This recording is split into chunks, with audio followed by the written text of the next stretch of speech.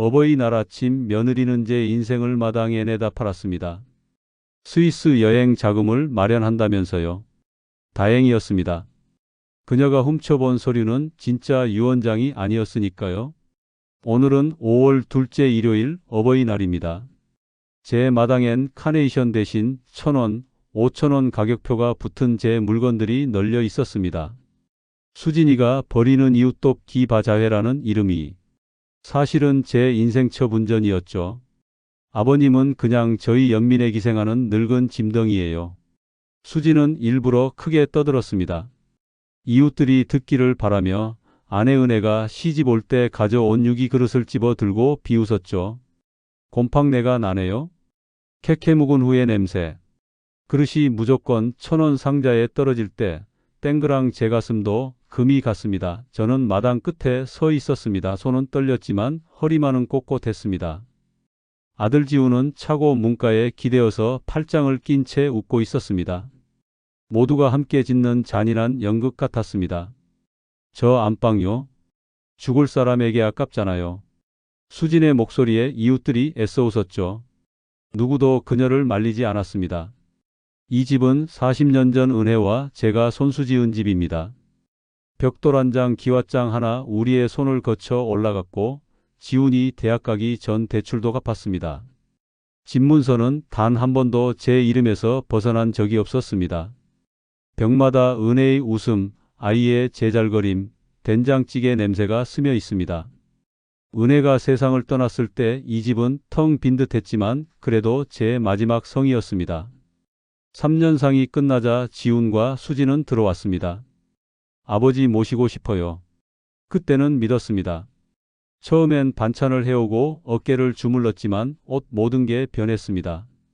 빈 그릇, 잡초 무성한 정원, 제가 들어서면 뚝 끊기는 대화.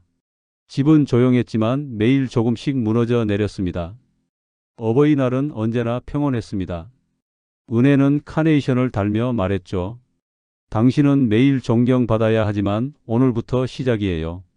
올해는 그런 말 대신 잔혹한 소음만 있었습니다. 전날 밤 수진의 전화 통화가 들렸습니다. 이걸로 스위스 가자. 그 키키한 집에서 벗어나는 거야. 그러니까 바자회는 여행자금이었죠. 아침 그녀는 장롱에서 은혜의 연분홍 한복을 꺼냈습니다. 어버이날은 쓸데없어요. 시든 화분에 물 주는 거나 같죠. 치맛 자락이 흙바닥에 쓸릴 때 웃음소리가 퍼졌습니다. 저는 움직이지 않았습니다. 우리를 공짜로 살게 해주는 것만으로도 감사해야죠. 내일 요양원 보낼 수도 있어요. 저는 지훈을 봤습니다. 말리지도 않은 그의 눈에 예전 소년의 빛은 없었습니다. 그 비겁한 침묵이 칼보다 더 아팠습니다. 지훈이 30이던 시절 도박빚으로 경찰에 연행됐습니다. 그때 제게 남은 것은 은혜의 시계 하나뿐이었습니다. 그건 팔아서는 안 되는 마음의 유품이었지만 저는 전당포로 갔습니다. 그 돈으로 빚을 갚았고 그날 저녁 지훈은 무릎을 꿇었습니다. 아버지, 평생 은혜 갚으며 살겠어요. 그 약속은 수진의 등장 후 조롱이 되었습니다. 아버님은 과거로 남편길 들이는 걸 즐기세요. 그녀는 명절마다 그렇게 속삭였습니다. 제 희생은 그들에겐 농담거리였죠.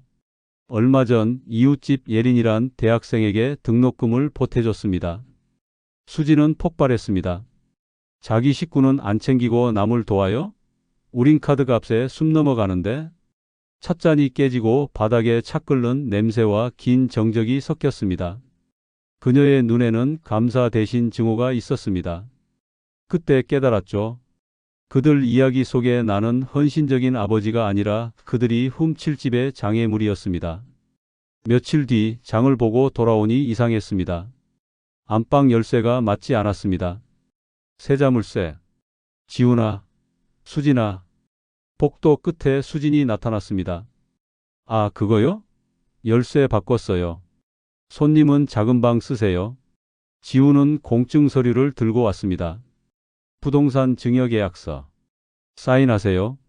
안 하면 요양원 가셔야죠. 이건 불법이야. 그래요? 그럼 법정에서 이기시든가요?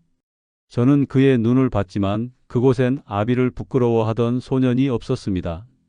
저는 아무 말 않고 부엌으로 갔습니다. 겉보기에 순한 노인이었지만 속은 차가웠습니다. 은혜의 목소리가 떠올랐습니다. 언젠가 아들이 당신을 외면하거든 애원하지 마요. 무너지지도 말아요. 당신은 이미 모든 것을 줬어요. 남은 건 지켜야죠. 그날 밤 저는 서재문을 잠궜습니다. 은혜가 숨겨둔 철제 상자를 꺼냈습니다. 그 안엔 오래된 문서, 주소록, 증거들이 잠들어 있었습니다. 그리고 스마트폰 녹음 기능 버튼이 눈에 밝혔습니다. 한 번도 눌러본 적 없던 버튼, 이제 그것이 무기였습니다. 그들은 제가 갇혔다고 생각했겠죠. 하지만 그 밤 갇힌 건 그들 자신이었습니다. 밖에서는 수진의 돈 세는 소리, 안에서는 책장이 바스락대며 옛 기록이 숨을 틔웠습니다. 저는 아주 조용히 미소 지었습니다. 그들이 이겼다고 생각한 바로 그날, 나는 그들이 모든 것을 잃게 만들 이야기를 시작했습니다. 그날 밤 저는 아내가 남긴 철제 상자를 열었습니다. 40년 만의 일이었습니다. 상자 안에서 나온 건 단순한 서류가 아니었습니다. 그것은 무기였습니다. 집은 고요했습니다. 수진과 지우는 2층 제 안방이었던 곳에서 웃고 떠들고 있었죠. 저는 작은 방으로 쫓겨났지만 서재만큼은 아직 제 영역이었습니다. 책장 뒤 은혜만 알던 숨은 공간. 그곳에 철제 상자가 있었습니다. 녹슨 자물쇠를 돌리는 순간 끼익 40년의 세월이 열렸습니다. 먼지 냄새와 함께 드러난 것들. 첫째, 집 등기부등본 원본. 제 이름이 여전히 선명했습니다. 둘째, 은혜의 편지. 당신이 이걸 꺼낸다면 싸워야 할 때입니다. 셋째, 낡은 가죽 주소록. 넷째, 오래된 사진 한 장. 군복 입은 제가 젊은 사내를 업고 있었습니다. 그 이름 김철민. 잊었던 기억이 살아났습니다. 1975년 강원도 훈련장. 혹한의 행군 중 그가 발을 헛디뎠고 저는 얼음물 속으로 뛰어들었습니다. 그 후 한 달쯤 지나 제대하던 날 그가 찾아왔습니다. 선배님, 평생 은혜 갚으며 살겠습니다. 됐다. 내가 잘 살면 그걸로 됐다.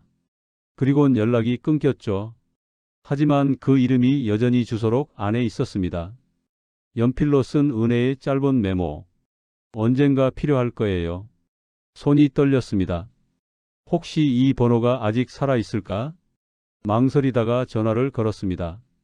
한 번, 두 번, 세 번 울리다. 여보세요? 낮고 낯익은 목소리. 철민이냐?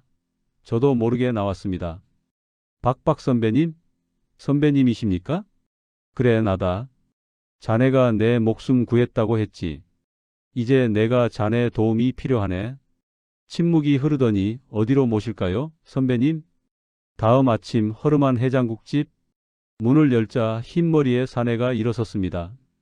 눈빛은 여전히 젊었습니다. 선배님, 오랜만이다.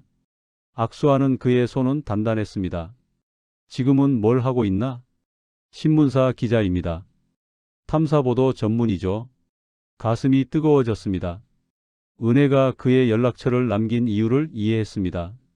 저는 모든 걸 털어놨습니다. 바자회, 증여 계약서, 자물쇠, 모욕적인 말들. 그는 묵묵히 들으면서 수첩을 폈습니다. 선배님, 이건 단순한 가족 다툼이 아닙니다. 그럼 뭔가? 노인 학대입니다. 재산을 노린 계획적인. 증거만 확보하면 형사 처벌 가능합니다. 증거라. 스스로 하는 말, 행동 녹음이나 영상이면 충분합니다. 저는 고개를 끄덕였습니다. 그러자 그가 미소 지었습니다. 어버이날이 언제죠? 다음 주. 좋습니다. 공개적 행사, 군중, 들뜬 분위기 실수를 유도하기 완벽합니다. 그들이 원하는 게 뭐죠? 집, 그리고 돈. 순간 수진이 서재를 뒤지던 모습이 떠올랐습니다. 돈이군. 그럼 미끼를 던지시죠. 아주 큰 걸로. 밤 저는 서류함을 열었습니다. 10년 전 은혜와 장난삼아 썼던 가짜 유언장. 당시 중개인이 이 집이 20억은 될 겁니다라 하자 은혜가 웃으며 말했죠. 그럼 유언장에 써보죠. 실제 가치는 절반이었지만 우린 장난으로 상속 재산 20억이라 적어두었습니다. 그 종이를 다시 꺼내 서재 서랍에 일부러 삐져나오게 꽂았습니다. 이틀 후 새벽 2시. 위층에서 미세한 발소리. 서재 문이 살짝 열렸습니다. 저는 작은 방에서 숨을 죽였습니다. 서랍 여는 소리, 종이 넘기는 소리. 헉! 놀란 숨소리. 그 다음 날 수진 통화가 들렸습니다. 자기야, 믿을 수가 없어. 20억이야. 진짜 20억이라고. 나는 계단 밑에서 조용히 마당을 바라봤습니다. 그 영감이 마음 바꾸기 전에 빨리. 그녀의 음성이 낮아졌지만 이미 충분했습니다. 물었다. 완벽하게 물었다. 며칠 후 김철민이 다시 왔습니다. 선배님, 후배 기자 둘 데려왔습니다. 젊은 남녀 기자가 고개 숙였다. 어버이날 바자회에 손님으로 참여하겠습니다. 여 기자가 말했다. 옷 속에 초소형 녹음기를 숨길 겁니다. 남 기자가 덧붙였다. 차 안에서 영상도 찍겠습니다. 철민이 제 어깨를 잡았습니다. 걱정 마세요, 선배님. 이번엔 저희가 당신 지킵니다. 고맙다, 철민아. 그가 대답했습니다. 선배님이 안 구해 주셨다면 지금의 전 없습니다. 그 주 목요일 저는 법무사 사무실을 찾아갔습니다. 유언장 공증을 부탁합니다. 상속인은 누구이십니까? 가족은 없습니다. 전 재산을 독거노인 돌봄센터와 청소년 장학재단에 반씩 기부합니다. 법무사는 놀랐지만 묻지 않았습니다. 도장을 찍는 순간 속이 후련했습니다. 그게 진짜 유언장이었습니다. 집에 돌아와 공증 문서는 철제 상자에, 가짜 유언장은 서랍에 그대로 두었습니다. 믿기는 깊게 씹을수록 고통스럽게 걸리니까요. 그리고 드디어 일요일이 찾아왔습니다. 토요일 밤 위층에서는 속삭임이 들렸습니다. 내일 바자회 끝나면 도장 받아야 해. 그래, 20억이야. 우리 인생 이제 시작이야. 저는 미소 지었습니다. 이제 끝이 보였습니다. 어버이날 아침 마당에 돗자리가 깔리고 제 물건들이 나열됐습니다. 수진의 목소리는 놀랍게도 다정했습니다. 어서 오세요. 좋은 물건 많아요. 저는 텐마루에 앉아 책을 펼쳤지만 눈은 길 건너를 보고 있었습니다. 검은 승용차 한 대, 유리 안쪽엔 카메라 렌즈가 반짝이었습니다. 김철민의 차였습니다. 젊은 기자 둘이 손님처럼 들어왔고 웃으며 인사했습니다. 그들의 옷깃 단추가 평범해 보였지만 거기 작은 눈이 달려 있었습니다. 모든 준비가 끝났습니다. 그리고 잠시 후 수진의 목소리가 울렸습니다. 아버님, 이건 이제 쓸모없죠? 다 팔까요? 지훈이 웃으며 답했습니다. 그럼요. 얼마면 되겠어요? 어차피 곧 유언장대로라면. 카메라 렌즈가 반짝였고 저는 차갑게 웃었습니다. 이제 그들이 스스로 무덤을 팔 차례였습니다. 그날 며느리는 제 인생을 팔며 동시에 자신의 인생도 팔고 있었습니다. 단지 그녀는 몰랐죠. 모든 것이 녹음되고 촬영되고 있었다는 것을. 오전 10시 이웃들이 하나둘 마당으로 들어왔습니다. 수지는 활짝 웃으며 외쳤습니다. 이 유기그릇 세트 1,000원이에요. 골동품이에요. 은혜가 시집 올 때 가져온 그릇, 그녀 어머니의 유품이었습니다. 이 한복요. 빈티지 한복 5,000원. 은혜가 명절마다 곱게 입던 옷. 저는 텐마루에서 그 장면을 지켜봤습니다. 주먹이 조용히 떨렸습니다. 길 건너 차 안, 김철민이 저를 향해 고개를 끄덕였습니다. 괜찮으십니까? 그의 눈빛이 말했습니다. 저도 고개를 끄덕였죠. 괜찮아. 오전 11시 젊은 부부가 크리스털 화병을 집어들었습니다. 이거 얼마예요? 10,000원이요. 수지는 웃었습니다. 그 화병은 은혜가 세상을 뜨기 전 제게 받은 마지막 생일 선물이었습니다.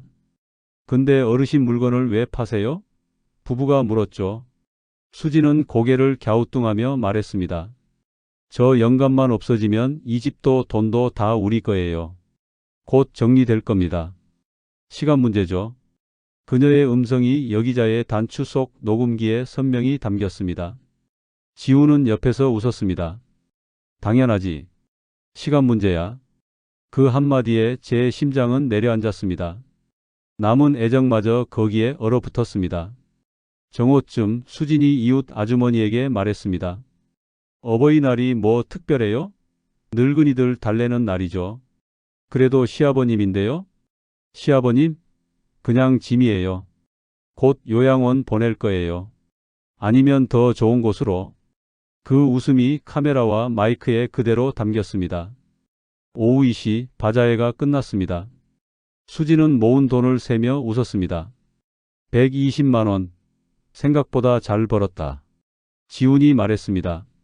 스위스 항공권 끊자. 좋아. 2주 동안 영감 얼굴 안 봐도 되잖아. 저는 텐마루에서 조용히 일어나 부엌으로 들어갔습니다. 차를 끓이는데 손이 흔들리지 않았습니다. 증거는 충분했습니다. 이제 기다리면 끝이었습니다.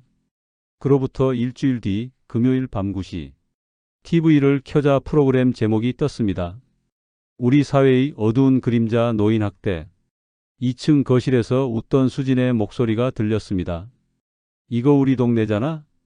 화면 안엔 우리 집 마당 그 바자회가 그대로 나왔습니다. 그리고 저 영감만 없으면 이 집도 다 우리 건데요. 시간 문제죠. 수진의 목소리가 전국 방송으로 흘러나왔습니다. 뭐야? 이게 뭐야? 2층에서 절규가 터졌습니다. 저는 조용히 찻잔을 들어 올렸습니다. 달콤한 녹차 향이 퍼졌습니다. 30분 동안 방송은 계속됐습니다. 수진의 폭언, 지훈의 비웃음, 그리고 마지막엔 제 인터뷰. 노인이 되면 약해진다고들 합니다. 그건 틀렸어요. 나이는 약점이 아니라 지혜입니다. 그리고 이를 기 없는 사람이가 장강합니다. 방송이 끝나자 전화가 쏟아졌습니다.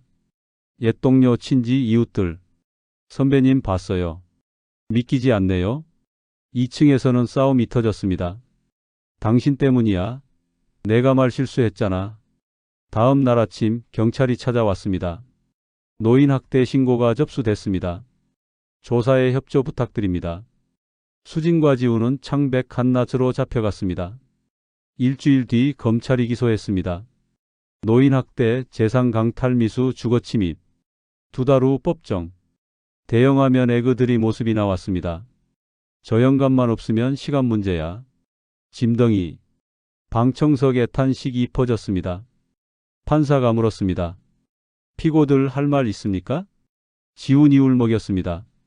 아버지 죄송합니다. 그 눈물이 진심인지 알 수 없었습니다. 판사는 다시 저를 향했습니다. 피해자 의견 있으십니까? 저는 이 아이를 제 등에 지고 살았습니다. 하지만 그렇게 자란 아들이 이 제절을 찜이라 부릅니다. 용서는 없습니다. 판결문이 낭독됐습니다. 피고 지훈, 수진은 노인 학대 죄로 징역 1년, 집행유예 2년. 피해자에겐 이 자료 3천만 원, 5년 간접 금금지 명령. 수진이 주저앉았습니다. 지훈은 고개를 떨궜습니다.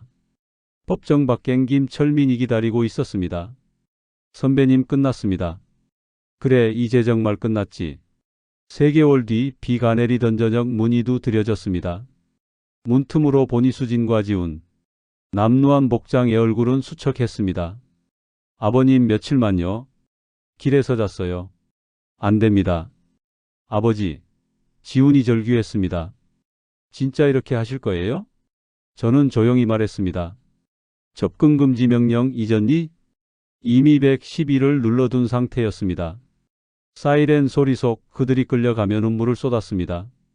문을 닫자 빗소리가 처마를 두드렸습니다. 은혜와 함께 듣던 그 소리였죠. 거실로 돌아와 은혜 사진 앞에 앉았습니다. 여보, 우리가 이겼어. 사진 속 은혜가 부드럽게 웃는 것 같았습니다. 한 달 후 시사 프로그램에서 인터뷰가 왔습니다. 그 일들 후 가장 기억에 남는 순간은요? 며느리가 내 인생을 팔던 그 아침이요.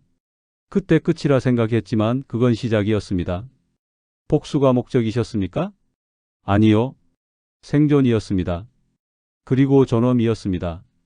판결로 받은 3천만 원 절반은 독거 노인 돌봄센터에, 절반은 청소년장학재단 애아내의 이름으로 기부했습니다.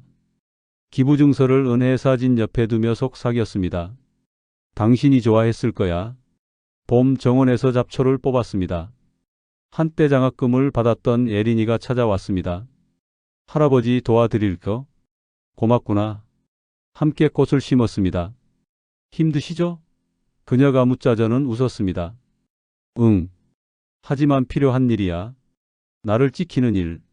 존경해요, 할아버지. 노을빛이 정원을 덮었습니다. 40년 전은 해와 세운 이 집, 이 정원. 이제 누구도 빼앗을 수 없습니다. 전화의 문자가 왔습니다. 김철민. 선배님 다음 주식사 어때요? 좋지. 늘고 맙네. 이 이야기를 읽고 계신 여러분께 혹시 지금 비슷한 상황에 계신가요? 가족에게 함부로 대우받고 계신가요? 나이 들었다고 무시당하고 계신가요? 기억하세요. 당신은 존중받을 자격이 있습니다. 나이는 약함이 아니라 지혜입니다. 조용하다고 해서 약한 것이 아닙니다. 필요하다면 도움을 요청하세요. 필요하다면 싸우세요. 필요하다면 당신 자신을 지키세요. 당신의 인생은 당신의 것입니다. 누구도 함부로 할 수 없습니다.